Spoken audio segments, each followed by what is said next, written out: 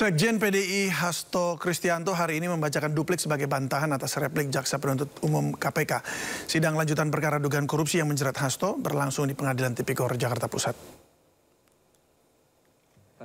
Sesuai dengan berita acara. Sebelumnya, JPU KPK memohon kepada Majelis Hakim untuk menjatuhkan putusan terhadap Hasto sesuai dengan tuntutan yang telah dibacakan, yakni 7 tahun penjara. Menurut Jaksa, nota pembelaan yang diajukan penasihat hukum Hasto tidak berdasar dan harus ditolak. Lebih lanjut, menurut Jaksa, meski sebelumnya sudah ada putusan inkrah terhadap 3 terdakwa lain, Hasto Kristianto tetap bisa dijerat dalam perkara ini.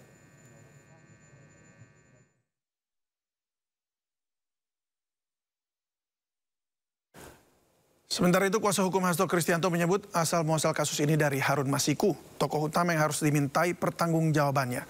Terdakwa Hasto Kristianto menyayangkan hingga hari ini KPK belum berhasil menghadirkan Harun Masiku. Tanggapan terhadap angka 7 halaman 10 replik penuntut umum, penasihat hukum terdakwa berdalih bahwa tidak ada penyidikan yang tercegah atau terintangi karena perkara yang melibatkan Harun Masiku telah disidangkan, halaman 18. Majelis Hakim yang mulia, perlu untuk kembali kami ingatkan bahwa seluruh bukti komunikasi, aliran dana, dan motif atau kepentingan untuk melakukan tindak pidana dalam perkara ini bermuara pada ambisi Harun Masiku sebagai anggota DPR RI dari Dapil Sumsel 1 pada pemilu 2019. Sayangnya sudah 5 tahun berlalu, tetapi KPK belum juga berhasil menangkap Harun Masiku. Meski sebelumnya telah mengklaim bahwa posisi Harun Masiku telah ditemukan dan bisa ditangkap dalam waktu sepekan. Di dalam repliknya, penuntut umum telah mencampur adukan 2 perbuatan dan konsep hukum yang memiliki batasan yang berbeda, yakni pencegahan dan perintangan. Dakwaan penuntut umum menguraikan bahwa terdakwa melakukan 2 hal, yakni A. Perbuatan mencegah penyidikan yang dilakukan pada tanggal 8 Januari 2020, yaitu perbuatan menyuruh Harun Masiku melalui Nur Hasan untuk merendam telepon genggam. B. Perbuatan merintangi penyidikan yang dilakukan pada tanggal 6 Juni 2024, yaitu memerintahkan Kusnadi untuk menenggelamkan telepon genggam miliknya. 2 perbuatan yang didakwakan adalah perbuatan yang masing-masing berdiri sendiri yang terlihat dari penggunaan pasal 65 ayat 1 KUHP dalam dakwaan dan tuntutan. Ketika penuntut umum mencampur adukan kedua perbuatan tersebut, maka hal tersebut adalah bukti kegagalan pembuktian sekaligus tidak konsistennya penuntut umum dalam membuktikan dakwaannya. Massa dari berbagai elemen masyarakat menyuarakan dukungannya untuk Hasto Kristianto yang hari ini menjalani sidang lanjutan dugaan suap dan perintangan penyidikan.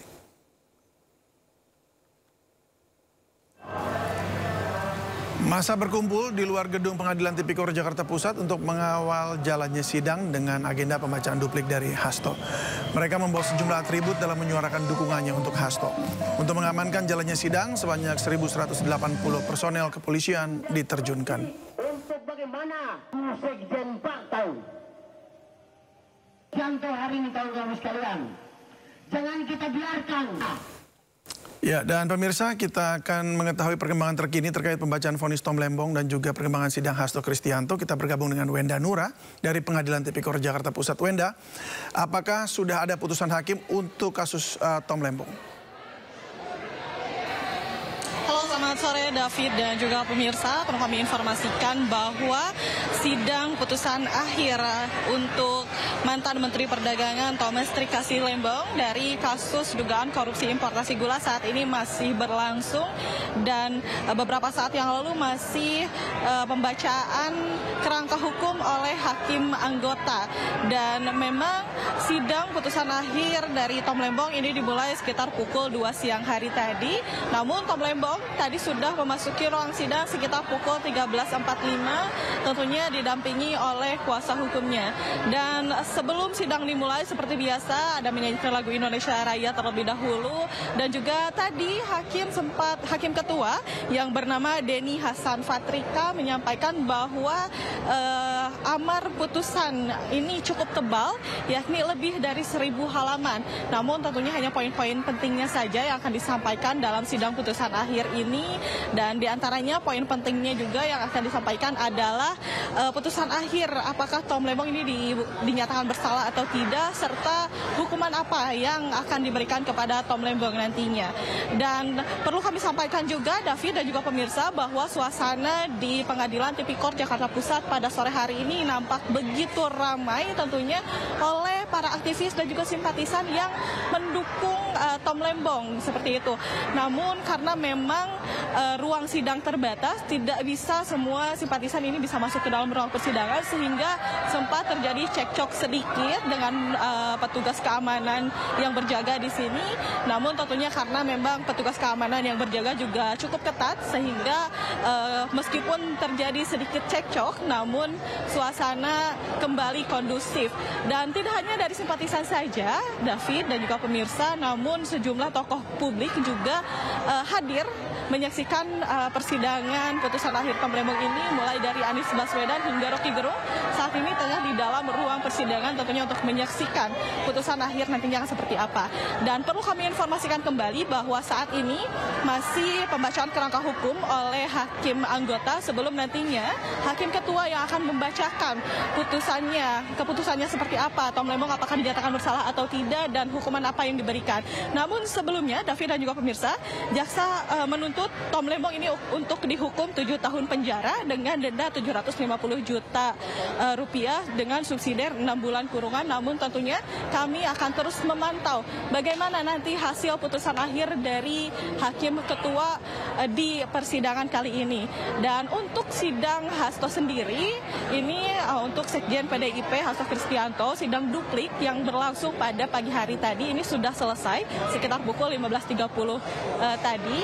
Dan tentunya tadi dalam persidangannya Hasto meminta majelis hakim untuk menyatakan seluruh dakwaan tidak dapat diterima dan membebaskannya dari segala tuntutan. Namun itu adalah pembelaan dari Hastonya sendiri, dan tentunya untuk sidang putusan akhir untuk Sekjen PDIP Hasto Kristianto ini akan berlangsung sekitar pada tanggal 25 Juli nanti hari Jumat, dan akan berlangsung sekitar pukul 1 siang nantinya. Sementara demikian, David. Baik, Wenda, terima kasih untuk laporannya. Tentunya kami tunggu update selanjutnya terkait putusan Tom Lembong. Terima kasih dan selamat bertugas kembali. Ya, sebelumnya pemirsa, tim Jaksa KPK menolak seluruh nota pembelaan atau pledoi Hasto Kristianto. Hal ini disampaikan dalam sidang replik yang digelar pada Senin lalu.